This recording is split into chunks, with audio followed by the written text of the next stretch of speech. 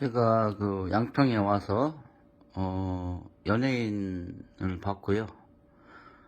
그리고 가서 사인을 받았습니다. 이게 양평에 제가 온 보람인 것 같습니다. 우연찮게 이제 편의점에 앉아 있었는데 거기 옆에 오셔서 계시길래 제가 개인 유튜브로 해서 그 탤런트 김혜정 씨한테 사인을 부탁드렸습니다. 흔쾌히 해주셔갖고 이렇게 사인을 받았습니다. 제가 언젠가는 한번 연예인 집을 짓게 될 건데 판넬집이 상당히 다른 사람들이 생각하기에 단점들만 얘기를 해서 그런 거지 상당히 우수한 주택입니다. 사실은 스틸 하우스가 예전에 상당히 고급 주택, 목조 주택에 버금가는 고급 주택이었는데 지금 다 사라졌죠. 이유는 문제점이 많은 주택이기 때문에 사라진 거예요, 거의. 그리고 이제 목조는 뭐 계속 짓고 있지만 사실은 대한민국에서 목조 주택은 문제가 아주 많습니다. 그런 시공법을 정확히 적용하면서 연구했던 사람들도 극히 현장에서 드물고요. 거의 없고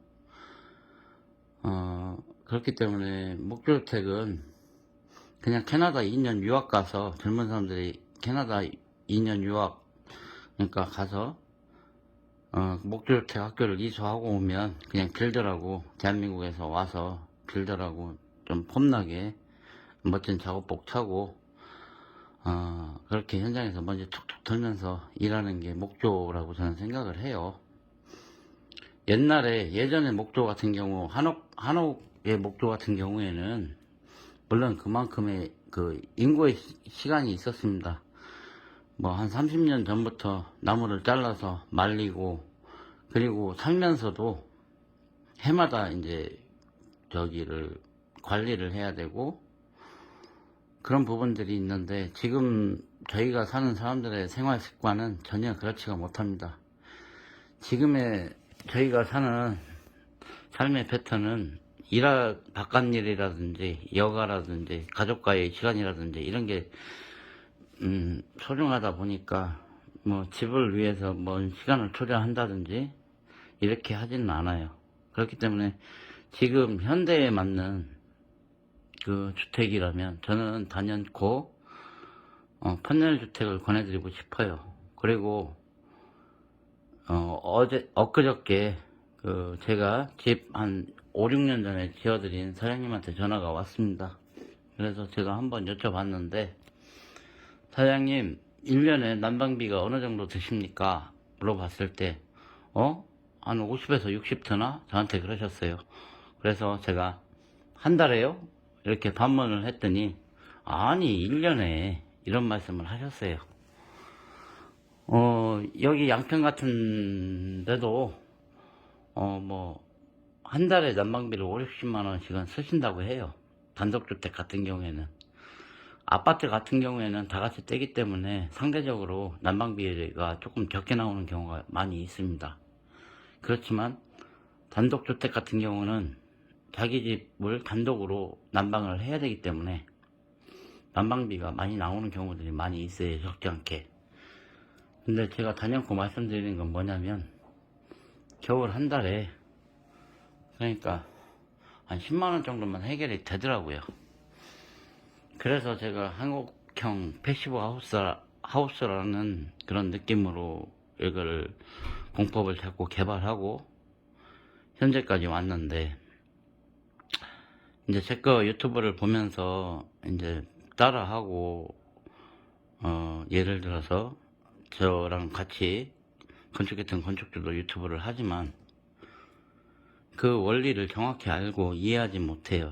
그리고 그분들의 대략적인 내용들이 뭐냐면 자극적인 방송으로 이 시장을 더 교란하는 게 목적인 것 같아요. 어떻게 보면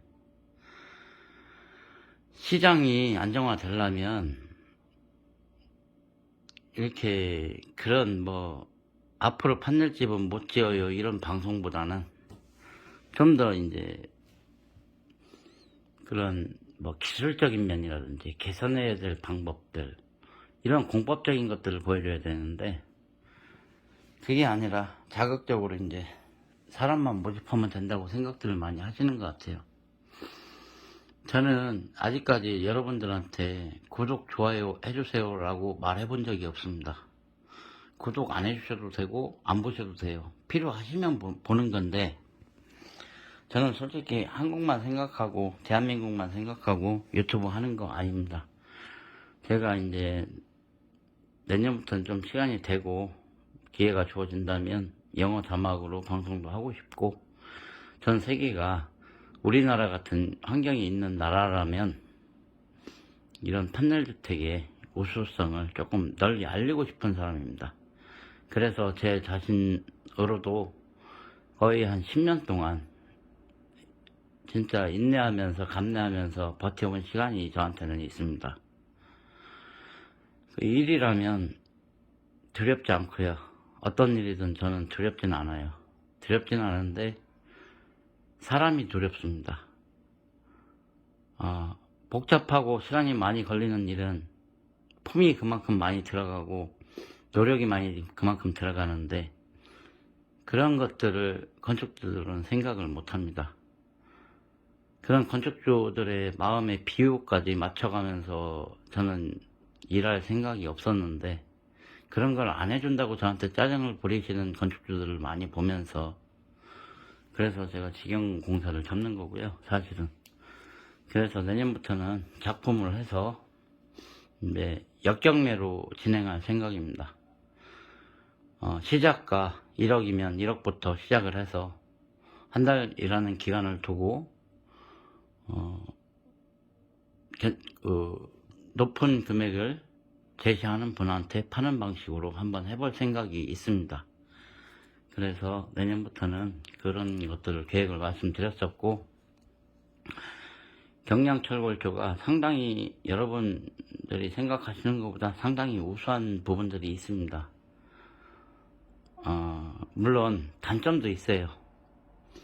예를 들어서 현관문 같은 경우도 화이바그라스 같은 경우는 단열이 좋고 햇빛의 변형이 없고 가격이 저렴하고 싸지만 도어 체크를 걸 수 없는 또 단점이 있습니다. 그런 것처럼 다 단점과 장점들이 있지만, 시골에서 아니면 전원에서 단독으로 사는 주택을 짓기에는 이렇게 우수한 주택은 거의 없다는 겁니다. 물론 콘크리트로 짓는 것들을 많이 사람들이 집이라고 생각을 하겠지만, 콘크리트도 고질적인 문제점들이 있고요. 그런 장단점들이 다 있는데, 그런 것들을 무시하고 판넬집만 안 좋다 라고 얘기하시는 분들 참 저는 서글퍼집니다. 그런 부분 얘기를 들으면서. 그리고 오늘 제가 연예인은 많이 못 봤는데, 오늘 우연찮게 편의점에 가서 이렇게 연예인한테 사인을 받고 보니 조금 마음이 설렙니다. 감사합니다.